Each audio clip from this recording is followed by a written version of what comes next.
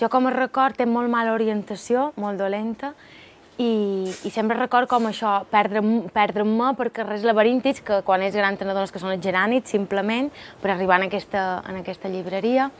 I el meu record més guapo sempre és que me deixaven baixar aquí l'escaleta i seure'm en els escalons, perquè tenia normalment la part de teatre.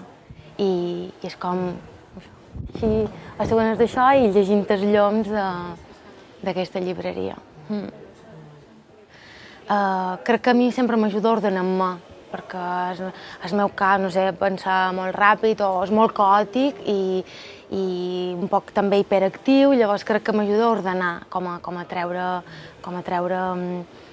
això, un poc aquest caos i posar-ho d'una manera més pràctica davant jo, com algo més tangible. I clar, és una persona que necessita tenir com estímuls creatius, potenciar l'imaginari, també per la feina més d'actriu, d'alguna manera, som molt observadora i gairebé se converteix en una obsessió i crec que és una corrent més o un pas més allà on plasmes d'alguna manera tot allò que observes. I no sé, la meva relació amb l'escriptura també és molt a nivell de quadern, sempre duc un quadernet a damunt, però molt proper, i no tant amb una intenció com d'escriptura o d'història, sinó de petits moments, sobretot com a imatges molt cinematogràfiques que sempre queden i a partir d'allà sí que se desenvolupa. A nivell de manies així sí que hi ha dues coses que sempre necessit, que és com llum natural i gent, i que hi hagi gent allà on poder observar. Gairebé mai escric a Can Nostra, per exemple. Cafeteries, a un parc, en l'autobús, en el metro, en l'avió. Els aeroports són molt interessants. Aquí a Jaume de Monzó, la presentació de La dona de Poe, que van fer en els baixos, allà on Nenka Alonso, que és una actriu i cantant,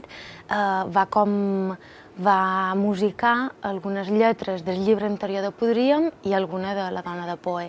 I van fer una petita, com una vivència al voltant de la història dels poemes. I també amb en Joan Fullana, que ens va ajudar com a actor, diríem, col·laborador d'una petita performance. I després també sí que a Drac Màgic vàrem fer un curs amb la Magdalena Garzón d'escriptura creativa, allà on treballàvem molt la paraula però a través del gest. I vàrem fer com 2 mesos i pico així de sessions, allà on tot un grup, a partir d'estímuls creatius, però sempre a partir del treball molt del cos, arribàvem a la paraula i vàrem tastar 8 o 9 dinàmiques molt diferents, des d'escriptura automàtica, amb inputs també molt diferents. Sempre he treballat això molt amb una fisicalitat, amb un entrenament, amb un escalfament important del cos, fins i tot la tècnica pastix, a partir de 3 autors que jo vaig triar a nivell de dramatúrgia, però també sempre treballats a partir de... És a dir, treball tant recollir, entendre el text per després fer-lo meu a través d'exercicis també com molt físics. A veure, sí que a nivell temàtic crec que el primer que es Podríem és més Agnès, és més jo, més emocional, més d'un moment, sí, pot ser més representatiu. Però a nivell de concepte, de peça, sí que l'Incendi de les Papallones per mi és el més identificatiu a nivell però al complet, no tant a nivell temàtic per el tema que tracta, però sí al complet. I sobretot per mi la cosa més especial és que per mi és el pas de lligar la paraula escrita des de la meva veu per després donar una girada de volta creativa nova que és la paraula damunt l'escena.